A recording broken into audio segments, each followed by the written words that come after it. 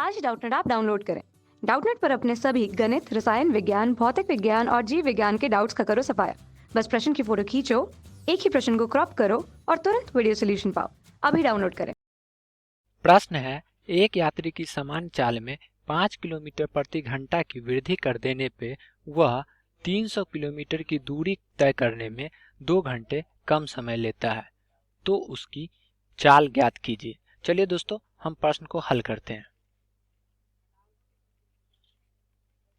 प्रश्न में हमें यात्री के प्रारंभिक स्थिति में सामान्य चाल क्या है वह ज्ञात नहीं है। तो दोस्तों, यहाँ पे हम यात्री के प्रारंभिक स्थिति की चाल को x के बराबर मान लेते हैं।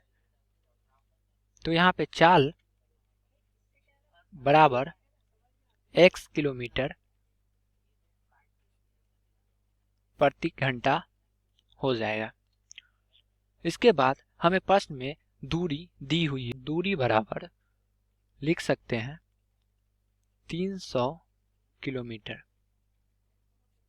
ठीक है दोस्तों, जैसा कि हमें पता है कि चाल दूरी बटा समय के बराबर होता है,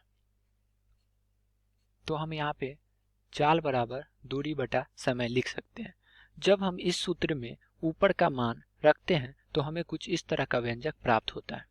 x बराबर 300 बटे और समय को यहाँ पे हम t मान लेते हैं।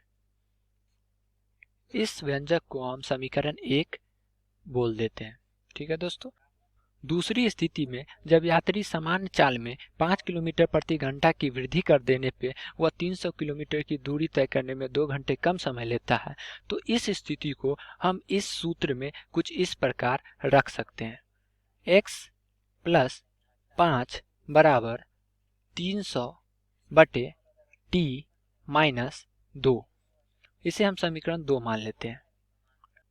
अब हम समीकरण 2 में समीकरण 1 का मान रखेंगे, तो यहाँ पे हम लिख सकते हैं समीकरण 2 में x का मान रखने पर हमें ज्ञात होगा 300 बटे t प्लस 5 बराबर 300 t माइनस 2। इस व्यंजक को सरल करने पर हमें प्राप्त होगा 300 प्लस 5 गुना t बराबर 300 गुना t बटे t माइनस 2। इसे पुनः सरल करने पे हमें प्राप्त होगा 300 गुना t माइनस 600 प्लस 5 गुना t के पावर 2 माइनस 10 गुना t बराबर 300 गुना t के।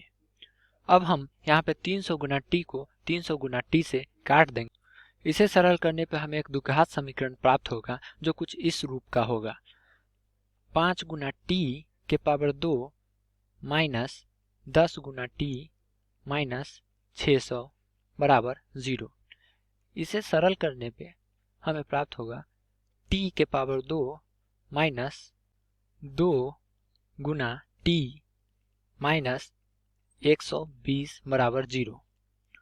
अब हम दोस्तों इस द्विघात समीकरण को गुणनखंड विधि द्वारा हल करेंगे, तो हमारा जो गुणनखंड प्राप्त होगा वो होगा t माइनस 12 और t प्लस 10, जिसका हमें मूल ज्ञात होगा t बराबर 12 और माइनस 10।